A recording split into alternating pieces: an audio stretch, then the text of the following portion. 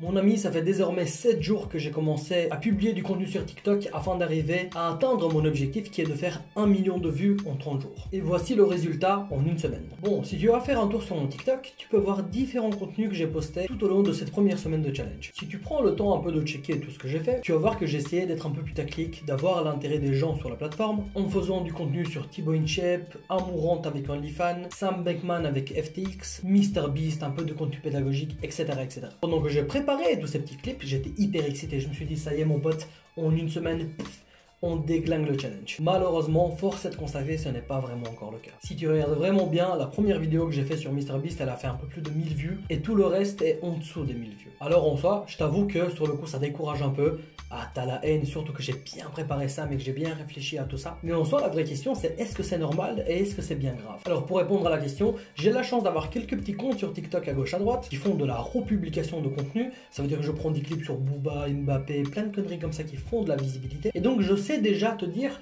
comment ça se passe quand tu ouvres un compte, tu essaies de le faire monter et quels sont les résultats que tu peux espérer dès le début. Avant tout, sache que ces comptes de republication font chacun quelques millions de vues par mois, entre 2 et 5. Et là-dessus, mon pote, j'y vais pas dans ma mode. Je publie en moyenne 3 clips par jour. Et sache que pour tous les comptes, ça a toujours été à peu près la même situation et la même évolution. Ça veut dire que pendant environ 7 semaines à 10 jours au début, rien de fou, 300 vues, 1000 vues, 2000 vues, grand maximum. Et après ça, la fusée décolle.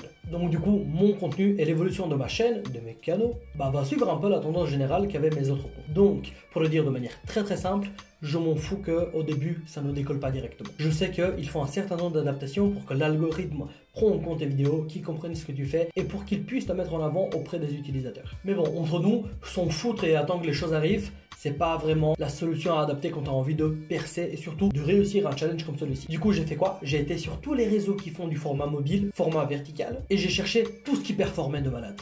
Tous les clips qui font des millions de vues, j'ai pris des notes, je regardais comment ça a été fait et on va refaire exactement le même process de vidéo, mon pote. Du coup, j'ai identifié 6 moyens différents de faire des clips viraux, de faire des millions de vues directement avec tes clips et je vais te partager ça tout de suite. Premier point, faire des tops. Des top 3, des top 7, X choses sur le business que tu connais pas, etc. Ça marche très bien. Typiquement, 3 intelligences artificielles qui vont te permettre d'exploser en 2023. Deuxième type, les mini tutoriaux. Tu prends un sujet spécifique et tu fais un mini tuto de genre 30-40 secondes pour expliquer le bordel de manière très rapide. Troisième type, ce sont les concepts. Ce que j'appelle les concepts, c'est par exemple, c'est les mecs qui ont des petits papiers qui défilent, ils enlèvent un papier, tu as à chaque fois un mot écrit dessus et les gens justement restent pour découvrir ce qu'il y a après chaque papier pour avoir le message final. Quatrième type, le storytelling. Tu prends l'histoire de quelqu'un et tu la racontes de manière très brève. Cinquième type, c'est la pédagogie. T'expliques quelque chose de manière, encore une fois, très brève. Tu prends un petit concept, tu essaies de le vulgariser et de faire un truc sympathique pour que les gens puissent le comprendre très facilement et très rapidement. Et le sixième, mon pote, un classique, avant-après. Là, sur cette chaîne, on parle d'argent. Imaginons, tu fais un concept très simple. Les stars avant l'argent, après l'argent. Cristiano Ronaldo avant et après l'argent. C'est toujours du contenu qui marche extrêmement bien et c'est l'occasion justement de l'utiliser, de le mettre en avant sur mes réseaux à moi. Pratiquement, voici les 6 types de contenus que je vais mettre en place durant ces 7 prochains jours. Ok, la première semaine était pas folle, loin de là, mais j'ai confiance pour la suite. J'ai la chance d'avoir un peu de statistiques sur mes autres comptes et je voyais bien à quel point c'était la galère au début et à quel point maintenant ça fait quelques millions de vues par mois. Dans tous les cas, on continue de poster un clip par jour minimum, on avance avec confiance, on continue la stratégie et n'oublie pas que durant mon challenge, je t'invite à le faire en même temps. Et si jamais tu fais plus de vues que moi dans ce laps de temps de 31 jours, à la fin tu vas gagner un coaching business en one-to-one avec moi et même une petite surprise qui va arriver très bientôt, fin de février. Et entre nous mon pote, vu comment c'est parti,